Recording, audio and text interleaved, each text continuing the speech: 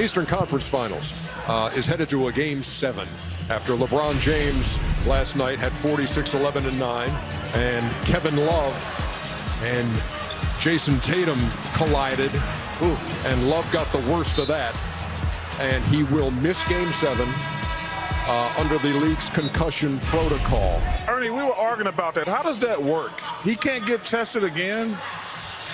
He's under the concussion protocol now, but I think there's a certain amount of time that once you have concussion-like symptoms. That's what I'm asking. Yeah, we were arguing about that downstairs. He couldn't get tested tomorrow was my question. I think there's not with what you've got to go through. Once you have a concussion, once they diagnose you that night, it says he has concussion-like symptoms. There's a time he has to wait a certain amount of days to be tested again. So in the long run of his life, that he would be okay. Okay, I didn't know. That's why I asked. Yeah, so he is a no-go for Game 7. And here's what they're talking about with Kevin Love unavailable to go for Cleveland. It's always next man up. We've dealt with so many guys going in and out, not just this season, but since we've been started this chapter. It's next man up. Jeff, Larry, myself, we all got to be huge. Obviously, it's can never replace K-Love being an all-star, but we all got to find a way to come together as a team and pick up his load. It sucks that he went down, but our motto is next man up, and that's how I had to be. Myself, Larry came in, gave us great minutes. Kyle played great, so it's a collective effort. We would guard obviously a little bit differently with Kevin in the game, but obviously with the different matchups that they're playing and everything else, when they went small, I thought, those guys all reacted very effectively. We know it's challenging. They 10-0 on their home floor, and they've been very successful against us, obviously at home. So, but if you love challenges, then this is a great opportunity. One game from the finals, Game 7. I mean, yeah, I can get out there and do something for that. Come on, gotta be ready to play. No excuses. Game 7 to go to the NBA Finals. We gotta be ready. Coach, did you see anything in the 3 games that you've already played at Boston that gives you enough confidence that you can go in and win a Game 7 without Kevin Love? Yes. So we see what happens I'm scared. in Boston, What's he gonna say? where the Celtics are 10-0 during the postseason as they take on the Cavs tomorrow. What are you thinking, Shaq? Just like I told Chuck what would happen. Boston would lose Game 6 and they would go to Game 7. I think it's a lot of pressure on them. Right now, they're young fellas, and in order not to be young fellas, you have to persevere. Are they ready to persevere? I don't know. I don't think so. I think the pressure may get to them. I need one guy for Cleveland to step up and have a nice game. Mr. JR. If Mr. JR could have a nice game, LeBron does what he do and everybody else fill in.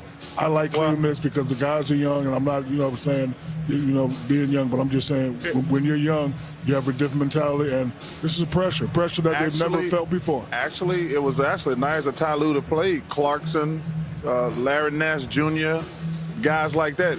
Jeff Green, he had to put guys in the game, give them an opportunity to be successful. That being said, I'm going with what's the little leprechaun? Yeah, that would be a leprechaun. I am going with the Boston Celtics. And you keep saying them young fellas going to fold.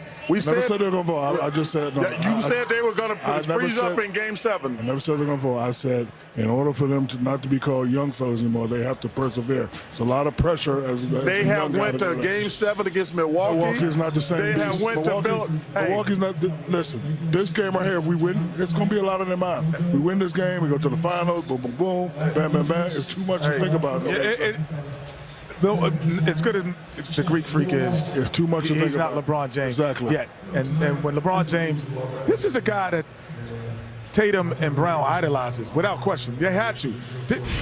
Tatum should be a sophomore, and Brown should be a junior in college. You mean the guy they smacked up 3 times already? Yeah, but now you got to smack him up 4 times. But hey, listen. You see LeBron's record in Game 7s over the last 10 years. He's going to try to pull it off again tomorrow night.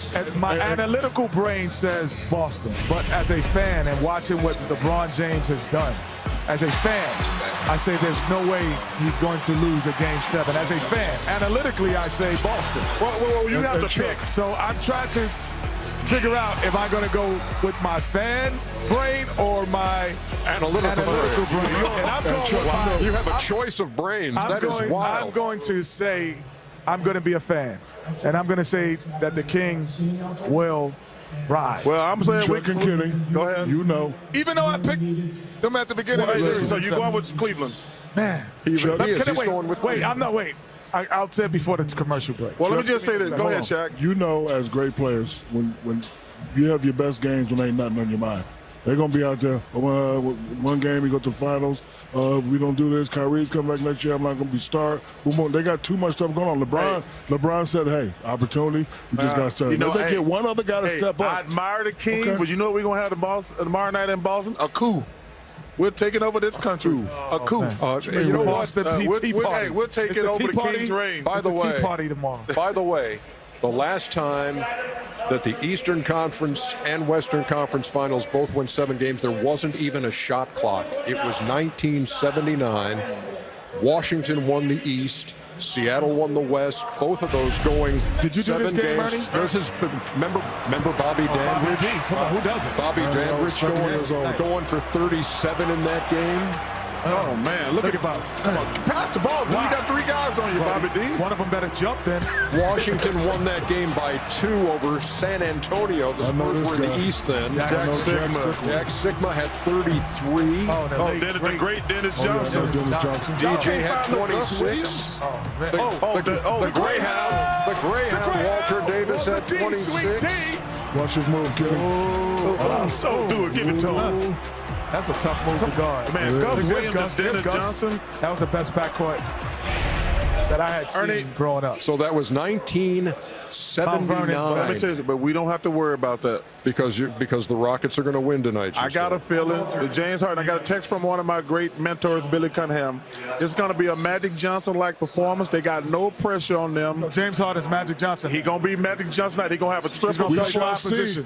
I'm telling you, he's going to have a triple-double. And just to clarify everything, too, on the Kevin Love situation, you were asking about the concussion protocol. A player cannot return to floor until he is without concussion-related symptoms, at rest, evaluated by a physician, successfully completed the NBA return to participation exertion protocol, and the team physician has discussed the decision with the director of NBA concussion. What the hell does all that mean? Program. Yeah, so there is no day limit then. That's just a bunch of gibberish.